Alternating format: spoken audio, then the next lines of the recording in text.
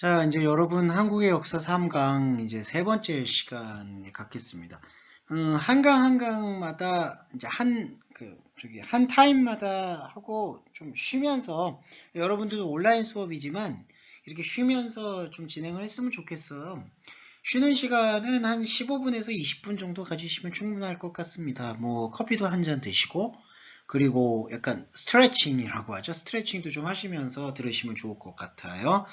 지금 삼국시대의 정치와 언어까지 이야기를 드렸습니다. 자, 계속해서 좀 말씀을 드려볼게요. 삼국시대에 관한 얘기입니다. 자, 이제 그 국가의 정치적 태동의 원리, 특히 한국의 역사에서는 릴레이션 킹과 세큘러 킹의 컨셉이 동일하다고 할 수 있는 그 유니티 킹으로서의 개념으로서의 강력한 센트럴 오르가네이션, 중앙 정치 조직이 출범하는 배경이었다. 그 삼국의 정치적인 중앙 집권 체제는 고구려, 백제, 신라 모두 동일하게 드러나고 있는 부분이었다. 그런데 그럼에도 불구하고 국가라는 개념과 왕권이라는 개념이 비문명 시대에서도 왕권이 하늘에서 내렸다라는 명분과 그 명분을 뒷받침해주는 강력한 군사 조직의 억압 통치만으로는 그게 적절하게 유지되진 않았다라는 말씀을 드렸어요. 왜냐하면 삼국시대에도 여전히 지방의 권력자라고 할 수 있는 귀족들이 자기들만의 소유와 군사와 체제를 갖고 있었고, 왕족은 원리와 원칙대로라면은 귀족들도 자신 앞에서 머리를 조아려야 되는 것이 분명했지만, 현실적인 여건 속에서는 귀족들의 authority, 귀족들의 권력과 권위도 어느 정도 인정을 해줘야지 국가적 지속이 가능하다라고 보았기 때문에 협조와 협의, 곧 정치적 협치가 필요하다라는 필요성을 가지고 삼국시대는 유지가 되었다. 그게 이제 삼국시대의 정치적 특성이었고요. 언어적인 특성은 그때 당시 한반도의 삼국이 옷을 입는 스타일이라든지, 그러니까 패션 스타일일 것 같아요. 패션 스타일이라든지, 그리고 부모와 자식 간, 그리고 신하와 상관, 상관과 부하 간, 그리고 그리고 친구 간, 스승과 제자 간 지켜야 될 어티튜드라고 생각합니다. 그 어티튜드의 그 스타일도 삼국, 고구려, 백제, 신라가 모두 비슷했다, 유사하다라고도 얘기했죠. 그러한 것에서부터 유추가 되는 게 언어가 삼국이 완전히 달랐다. 트랜스레이션, 통역이 필요할 정도가 아니라 하나의 단일한 아니면은 거의 유사한 언어를 사용했을 것이다라는 게 당시의 역사 기록책에 의한 삼국시대의 언어에 대한 그 역사적 고증인 것 같아요. 자, 거기까지 보셨고, 오늘은 그럼 삼국시대의 삼국 중에 하나의 나라인 고구려에 대해서 살펴보겠습니다.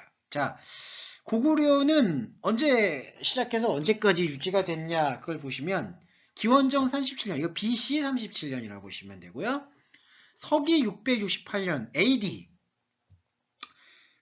이게 이제 그게 AD/BC가 사실은 서양력에 의한 구분인데, 요즘에 이게 글로벌 스탠다드가 서구 문명을 따르고 있기 때문에 편의상 따르는 거라고 설명을 드려서 좀 아쉽지만 그냥 이해해 주시고 들어주시면 좋을 것 같아요. 고구려의 역사적 생존 기간은 BC 37년에서 서기 668년. 그러니까 대략 이렇게 7세기 정도, 700년 정도를 지탱한 나라예요. 위치는 나중에 저희가 오프라인을 통해서 학생 여러분들과 함께 만났을 때 조금 이렇게 비주얼라이징을 좀 해드릴게요. 한반도 북부 만주가 지금 중국에 있는 그 인접한 곳입니다. 그러니까 지금은 노스코리아라고 하죠. 북한 지역과 인접한 지역에 있는 만주, 그리고 한반도 북부. 그러니까 고구려는 지금 말하는 그 노스코리아 지역에 있는 그곳을 거의 이제 지배하고 있는 고대 국가라고 할 수가 있어요. 그러니까 한반도가 이렇게 큰 반도 개념인데 노스코리아 지역과 중국의 어떤 접경 지역 거기까지를 그 삼국시대의 나라인 고구려가 차지하고 있는 영토라고 보시면 돼요. 고구려는 어떤 왕에 의해서 탄생했냐? 주몽이라는 왕이 있습니다. 기원전 37년 주몽. 주몽은 지난번에 한번 말씀을 드렸죠. 부여국이라고. 이제 하나의 어떤 신라의 속국 비슷한 개념이기도 한데요. 아니면 신라의 연맹국 같은 개념이죠. 제가 아까 방금 전에 최초 국가인 고조선에서 삼국시대로 넘어오는 과정 속에서 느슨한 부족 국가들, 느슨한 연맹 국가들이 상당히 많았다라는 걸 설명을 드렸잖아요. 그러한 연맹 국가들 중에 하나가 부여입니다. 그러니까 주몽은 그렇게 연맹 국가들 중에 하나인 부여족의 한 지도자였어요. 그러니까 부여족의 한 지도자인 주몽이 군사를 이끌고 압록강 있는 동가간 유역에 이 고구려를 건립한 겁니다. 그러니까 국가가 탄생한다. 참 이게 요즘 그러니까 우리가 살고 있는 지금 2020년의 현실에서는 국가가 탄생한다는 게 참 상상하기가 어렵잖아요. 나는 여기다 있는데 내가 국가야 뭐 이렇게 선포하는 게 되게 약간 미스틱해 보이잖아요. 신비롭잖아요. 그래서 우리가 역사를 공부하는 게 그런 신비로움을 공부하는 것 같아요. 이때 당시는 국가 개념이 확고하게 성립이 안 돼 있으니까 이렇게 건국이 국가 탄생이 어떻게 보면 좀 단순해 보이긴 해요. 그래서 고구려의 첫째 왕은 느슨한 연맹 국가 중에 하나인 부여족의 한 명인 주몽에 의해서 세워졌다. 이렇게 지금 보시면 되고요. 한국의 드라마 중에 주몽이라는 드라마가 있습니다. 이제 여러분 이 K-팝과 한류 스타일을 많이 연구하실 때 한국의 역사를 바탕으로 만든 드라마들이 상당수가 있는데 이렇게 삼국시대를 다루고 있는 드라마들이 꽤 많아요. 그래서 이 주몽이라는 한국 드라마를 좀 보시면 주연 배우가 여러분 검색하시면 한국 배우 중에 송일국이라고 이게 나오는데 그 송일국이 주연을 맡았던 드라마 주몽이 있어요. 그 주몽을 보시면은 이 역사하고 연관이 같이 될 것 같아요. 거기도 역사적 고증이 그 드라마도 잘 되어 있습니다. 그러니까 한번 뭐 몇 부 정도는 보시는 게 좋을 것 같네요. 자, 그리고 고구려는 어떻게 이제 성립이 되고 됐느냐? 한족, 이제 중국의 그 지역을 갖고 있는 한족과 계속 전쟁을 했어요. 그러니까 이게 이제 초기 국가이기 때문에 초기 국가는 이른바 이제 영토 싸움이 되게 심하죠. 그러니까 영토를 놓고 계속해서 투쟁하는 거예요. 그러니까 고구려의 어떤 이 국가의 탄생 계기는 전쟁과 함께 강해진다라고 할 수 있습니다. 이게 바로 비문명 국가라는 고대 국가의 특징이라고 할 수 있죠. 공격하고 공격받고 전쟁을 일으키고 승리하면서 그러한 승리의 경험들을 쌓아나가면서 강력한 국가를 만들어 나가는 거예요. 자, 그리고 여러분, 전쟁을 통해서 성장하는 국가는 이 중앙집권 체제가 훨씬 더 강조됩니다. 왜냐하면 여러분, 이거는 상식적일 수 있는데 한 나라가 전쟁을 펼쳐요. 다른 나라와. 그러면 전쟁을 하려면은 안에서 결속이 돼야 되잖아요. 그러니까 조직이 흐트러지면 안 되죠. 조직이 되게 집중이 돼야 되잖아요. 그러니까 전쟁 중으로 이 고구려라는 나라가 전쟁으로 이제 성장을 하다 보니까 이 삼국시대에서 가장 귀족들의 위세가 조금 약하다고 할 수가 있어요. 전쟁을 통해서 안에 결속을 있어야 되니까 바로 1세기가 바로 주몽다음 태조왕 때에 들어섰는데 태조왕 때는 고구려가 중앙집권 국가로서의 기틀을 마련하는 계기가 되는 거예요. 왜냐하면 전쟁을 하려면은 국가적으로 밖의 세력과 싸우는 거니까 안에서는 강력한 가이드라인이 필요한 거죠. 그러니까 중앙집권 국가가 마련이 되기에 되게 적합한 환경이다라고 설명해 볼 수가 있는 거죠. 그리고 태조왕은 느슨한 연맹 국가라고 말씀드렸죠. 동여와 옥제 이것도 국가들인데 이제 이 동여와 옥저를 이제 복속시켜서 영토를 넓혔다라고 합니다. 근데 복속이라는 게 뭐냐 하면은 그냥 정복했다 그렇게 보시면 돼요. 그러니까 동여와 옥조를 오버캠했다. 그러니까 정복했다. 그렇게 이해하시면 될 것 같아요. 그러니까 태조왕이 동여와 옥조라는 이 느슨한 연대의 부족 국가들을 정복했다. 왜냐하면 자 고구려가 처음부터 시작할 때 그 중국 지역에 있었던 한족과 계속해서 이게 영토 투쟁을 벌이면서 국가가 성장을 해버리잖아요. 그럼 영토 투쟁을 벌일 때 그냥 투쟁하겠어요? 그때 당시에 철기 시대가 또 발달하면은 무기를 더 효과적으로 만들려고 노력을 하겠죠. 그러면은 군사력이 키워지겠죠?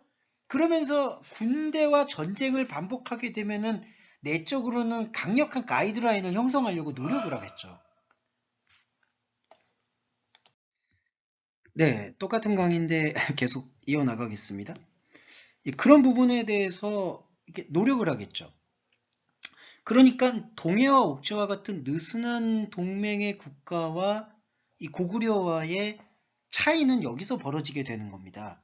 느슨한 연대의 부족 국가인 동해와 옥저는 어떤 전쟁을 통해서 국가가 유지가 안 되다 보니까 뭔가 강력한 중앙집권 국가의 모습을 갖추지도 못했고 조직의 형태를 갖추지도 못하는 약간 느슨함이 느껴지는 거예요. 근데 고구려는 그게 아니잖아요.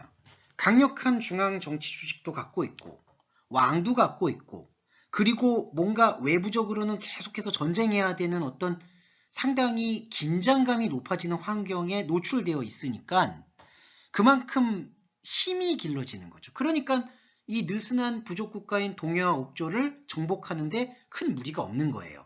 그러니까 이렇게 하면서 고구려는 영토가 땅이 커지는 겁니다. 자, 그렇게 하면서 이런 것도 있죠. 고국천왕, 이게 태조왕 다음 왕인 것 같아요.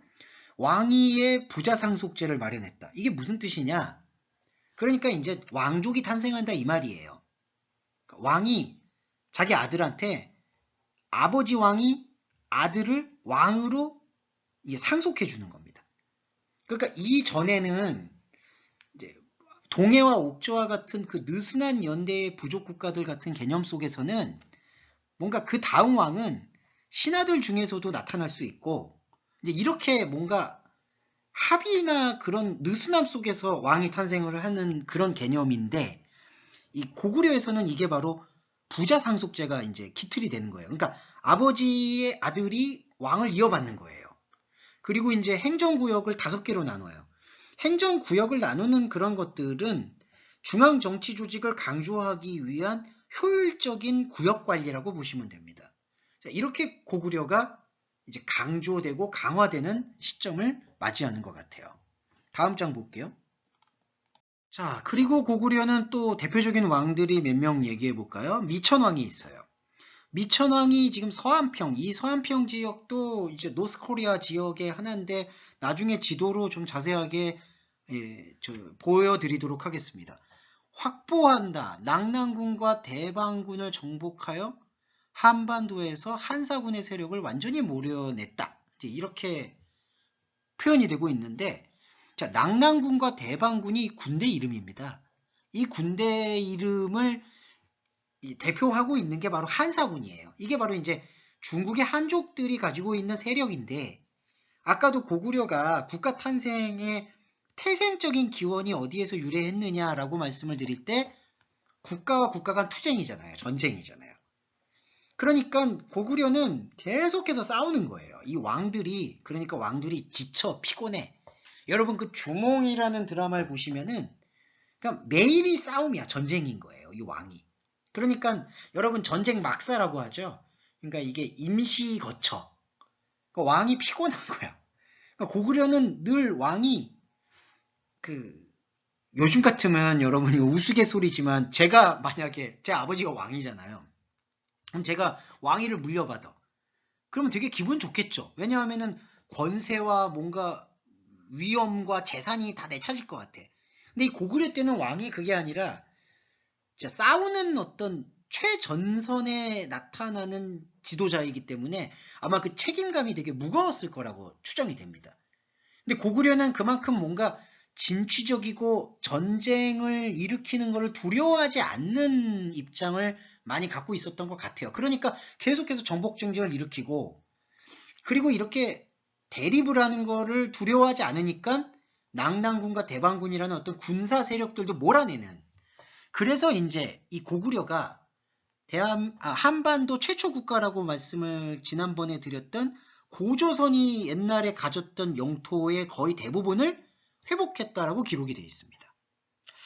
그리고 이제 고구려의 위기가 한번 와요. 고국 원왕 때 전쟁을 하는데 이제는 중국 쪽에 있는 한사군이나 한족과 전쟁한 게 아니라, 그러니까 더 북쪽에 있는 만주 이후에 중국 영토에서 세력을 확장하고 있는 중국의 어떤 세력과 전쟁을 일으킨 게 아니라, 이 고국 어한 때는 그 밑에 지역, 지금의 이 호남 지역, 다음에 또 제가 코리아 맵을 보여드리면서 설명드릴게요.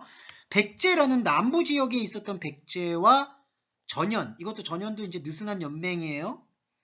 고국 원왕 때는 이렇게 남부 지역에 있는 지역들과 이제 그 전쟁을 벌이게 돼요.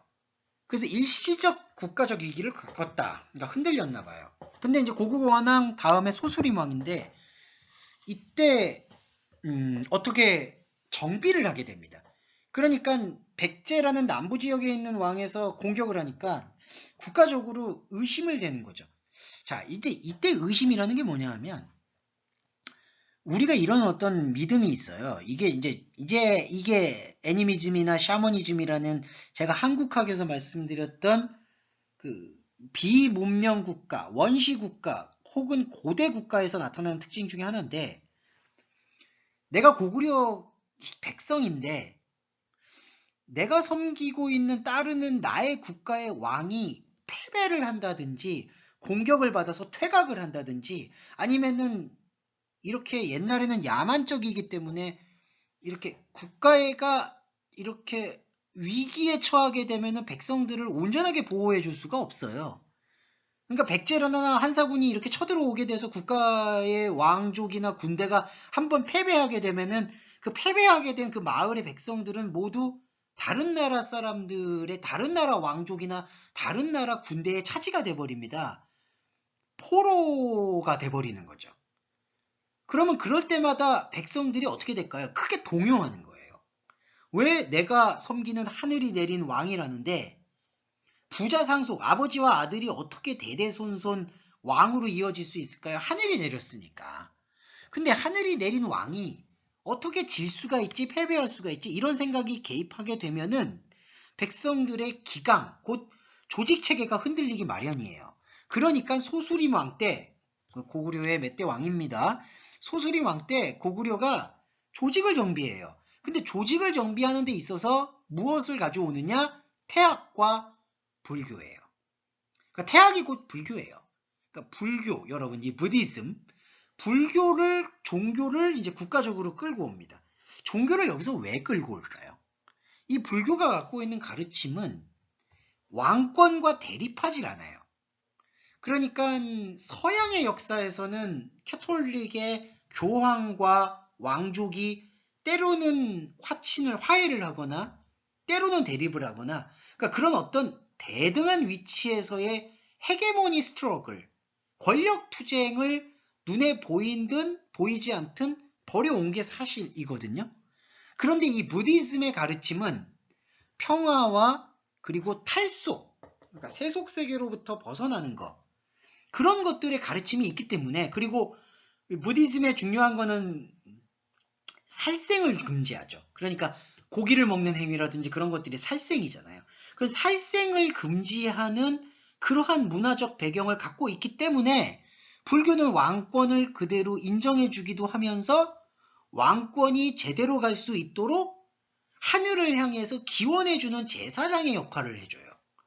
그러니까 불교를 소수림 왕 때 고구려에서 적극적으로 받아들인 거죠.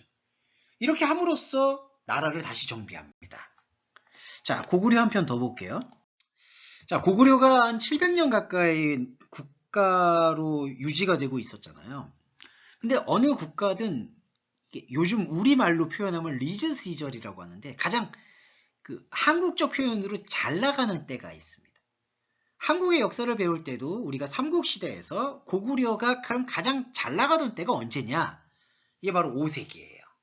이게 이제 AD 5세기, 이제 기원 후 5세기. 고구려가 전성기를 맞이하는데 누구 왕 때 전성기를 맞이하냐? 광개토 대왕 때 이제 전성기를 맞이합니다. 그래서 여러분 여기 텍스트에서는 광개토 왕이라고만 되어 있는데, 또 한국의 드라마 중에 이 광개토 왕이 나오는 드라마가 있는데, 그 드라마 제목이 뭐냐 하면 광개토 대왕이에요. 자, 그냥 왕하고 대왕이 뭐가 차이가 있을까요? 자, 큰 대자가 붙은 거예요. 그냥 왕이 아니라, 그냥 킹이 아니라 great king이라는 거죠. 그러니까 광개토 대왕. 그거는 이제 역사의, 후대의 역사가들이 이 광개토 왕이 되게 위대하다라는 것들을 조금 높이기 위해서 광개토 대왕이라는 수식어를 붙였습니다.